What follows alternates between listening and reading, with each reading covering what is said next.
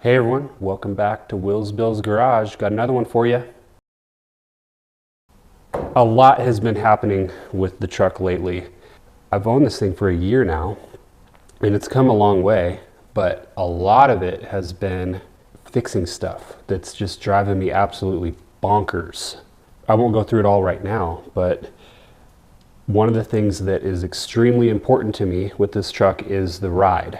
I commute about 20 to 30 minutes each way to work, and it's all highway pretty much. But the highways here are kind of junky, and then driving around town, like, we don't have the worst roads here in Las Vegas, but they're by no means perfect. And I want the truck to be able to handle all the imperfections in the road. Maverick, that's too far. Come here.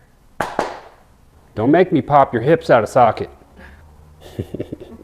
I really want the truck to ride like a Cadillac, to be honest, where it just sort of floats, but I want it to feel in control, like tight around the corners, and then when it goes over bumps or whatever, like the thing just sucks them up, and you can kind of hear it and feel this sort of soft reaction of the suspension, but you don't get it like going through your spine or whatever.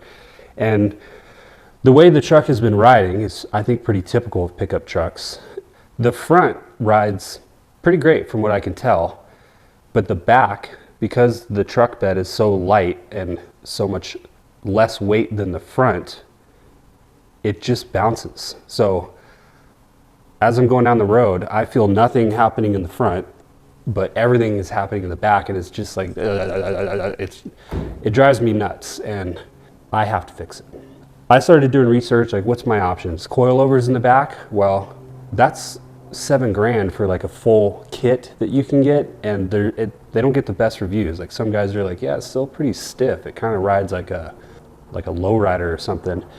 Who knows? But I didn't want to spend $7,000 risking that. And then a lot of guys I talked to were like, if you want it to ride like a Cadillac, then go buy a Cadillac. It's going to ride like a truck. So I got this feeling that a lot of guys don't care about the ride. They don't expect it to be a good ride, and there's just not a lot out there as far as making the ride on these things excellent. So I was kind of stumped for a while, but I came across a couple of companies, and I'll show you. The first one is for the front, QA1 adjustable ride height shocks. And we're not going to put those on today, but from what I've heard, these ride like a dream. They will ride like Cadillac. I've heard a couple guys say it. So that's the solution for the front for another day, along with all new front suspension parts from Detroit Axle. I can list all the parts below, but this was just a really reasonable price and decent enough brand. But here's what I got for rear leaf springs. I found a company called Alcan Spring, and I called them up and I said, hey, can you make my truck ride like a Cadillac? And they're like, well, no, but here's what we can do. And they basically explained to me that the stock leaf springs on these trucks are rated at 1,500 pounds, but the spring rate is 300 pounds, which means it takes 300 pounds to move the spring 1 inch. So they were like, here's what we can do. First of all, we're going to build you a progressive leaf spring, which is what you see here. Like the stock ones, it's 2 leaves and then an overload leaf that kind of dangles below the thing. With this, everything is bent the same way, and there's a lot more leaves. So what they did was they have much thinner pieces of metal, and it's all bent the same way. And they took the spring rate from 300 down to 150 pounds, which I tested. I'll just kind of show you. I am more than 150 pounds, and I can move this thing no problem. Pretty sure these things are going to be able to suck up the bumps way better. What I've already put on the truck for shocks is QA1 single adjustable shocks. And oh my goodness, I've tried Detroit Axle, I tried KB, and I tried Beltec. And all of them just kind of ran fine or whatever, but they weren't anything special. These QA1 adjustable shocks, there's 18 settings, and I put them on like number 2, and man, that made a huge difference just on its own. The thing just floats, which is pretty cool, but I still get the jar of the leaf spring. So I'm gonna put these in. I'll probably take up the adjustment on the shock to 9 or 10, because if these are softer, I probably need a little bit more resistance out of the shock. We're gonna see if this thing rides like a Cadillac when I get done, at least in the back. Let's do it.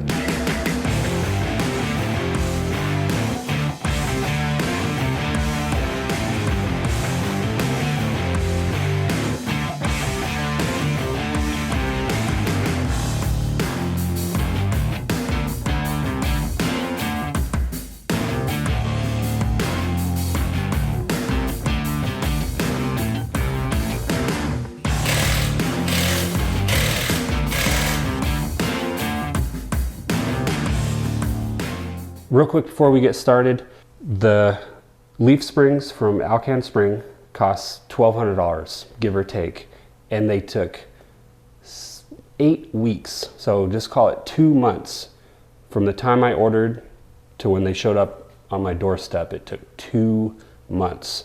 So depending on the results, if you want to go this route, just be prepared for that, but it may be the only solution for guys like me that just want a really high quality ride. So, all right, let's do it.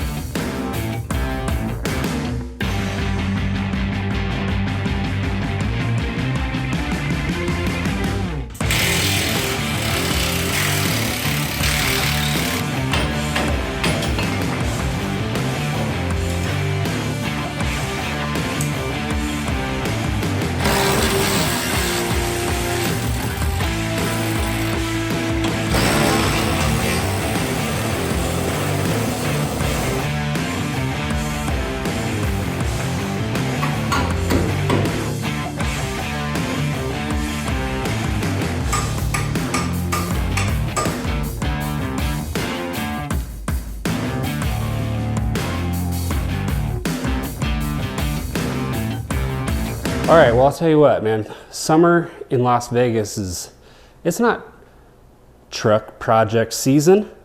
I should be doing all this during the winter, man. It is blazing hot and I'm sweating like a pig.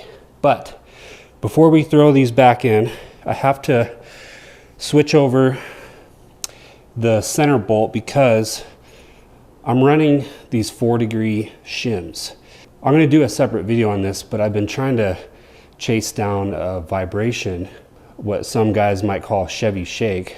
And one of the things I had to go through was measuring my pinion angle and apparently removing the overload leaf from the stock leaf springs and doing 2-inch drop shackles was enough to throw off my pinion angle by 4 degrees.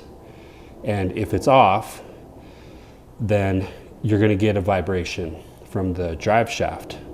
So one of the things I'm gonna be paying attention to is if these new leafs change my pinion angle or not. I don't suspect they will.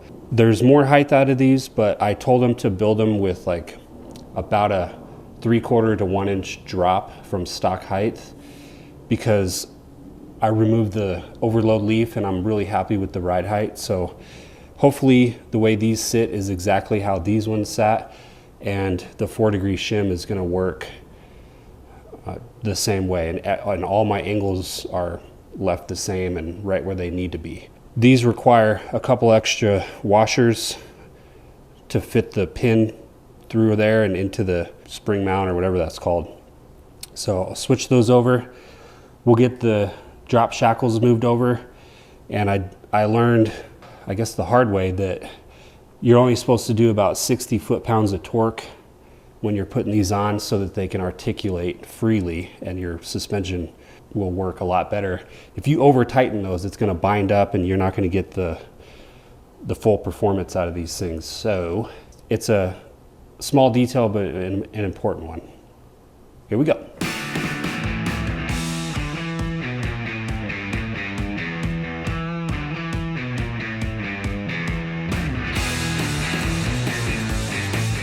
All right, so real quick, Alcan spring did something I would say is unusual. You've got this bolt, you know, that holds the leaves together with the pin on the bottom. Here's one they gave me, but I had to put these 2 washers on there to fit through my shims, and they cut the bolt off flush, so I had no slack. So you can see when this goes in, I'm short. I mean, it's tempting to take a leaf out, but I don't want to mess with these. Obviously, check out this drawer. It is the drawer I'm most embarrassed by. Like this one, I'm pretty proud of that one. You know, a lot of these are decently organized, but then you open this one up and this is just pure chaos and I hate it. But the cool thing is that literally 9 times out of 10, I'm like, I need this part or this special piece of hardware, and it's in there. I don't even know what's in here, but every time I go look for something, I find it 9 times out of 10. So I found what I need, but I'm gonna have to file the edges down so that it can go through the hole on the mount, on the axle, the perch. What do you call it? You guys know. Anyway, let's start grinding.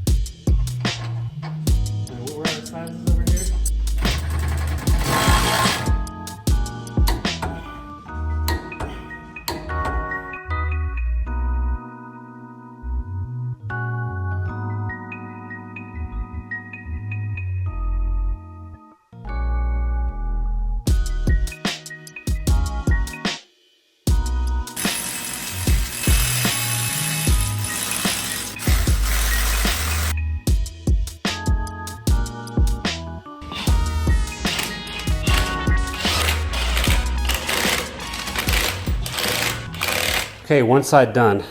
Obviously that was the learning side, so it took a while. We learned the hard way, these go in a certain direction because one of these eyelets is bigger than the other and the bolts are different sizes, so just didn't notice or realize, but we got it wrong, of course. On to the other side. Another quick note.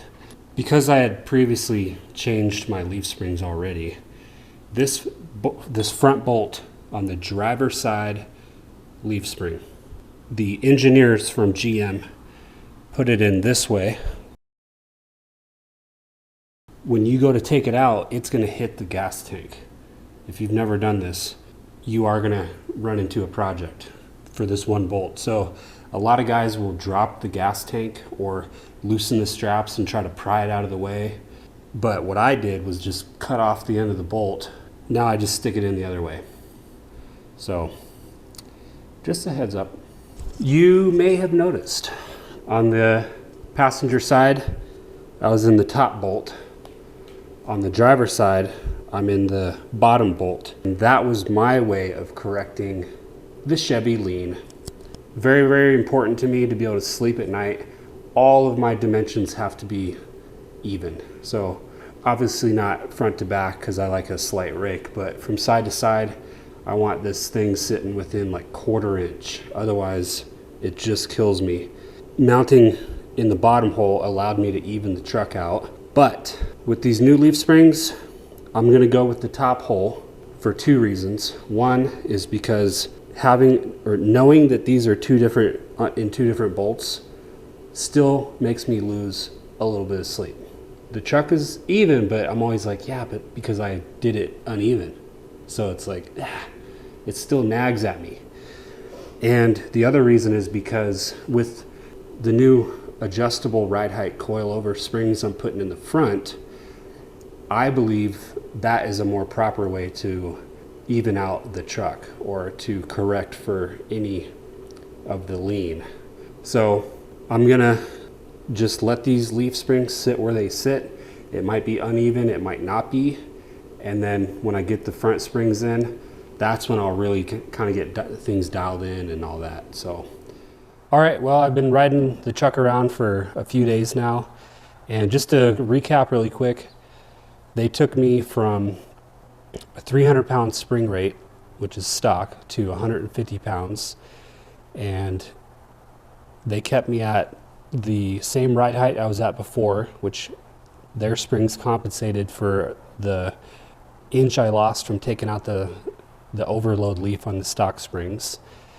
And I would say the purchase was definitely worth it. These things are riding extremely smooth for a leaf spring, and it's still no Cadillac, but all the bumps that I normally go over are super muted. So I'm still feeling them, but it's just a very soft sort of thud instead of like a jarring, just, you know, up your spine kind of feeling. So for $1,200, I'd say they're absolutely worth it. I've coupled the leaf springs with QA1 single adjustable shocks, and at first I did put them on the number 9 setting out of 18, and it was not riding very good. I definitely had that sort of like like that. It just wasn't allowing a whole lot of movement from the leaf springs. So I took it down to the number 2 setting, and that combination is working out awesome. So down the highway, I'm really just kind of floating, and there's some sections of highway that are bumpy, and I'm still feeling that, but going over cracks in the road or speed bumps or imperfections, potholes, all that kind of stuff, it's feeling way better. With the shocks, if you're looking at the non-adjustable, the company told me that those are equivalent to like a 3 to 6 setting on the adjustables.